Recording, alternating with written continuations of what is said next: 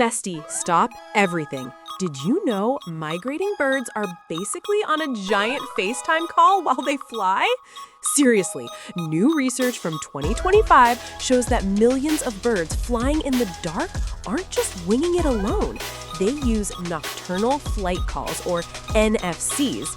Think of them as tiny, high-pitched pings that scientists just analyzed using AI. And here's the kicker. They aren't just talking to their own kind. Different species, like warblers and sparrows, actually chat to each other to share navigation info. It's like a massive, multilingual group chat that keeps the whole squad on track through storms and pitch-black skies.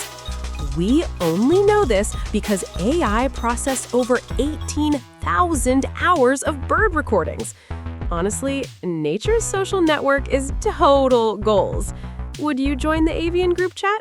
Drop a comment below and subscribe to Critter Chronicles for more wild tea.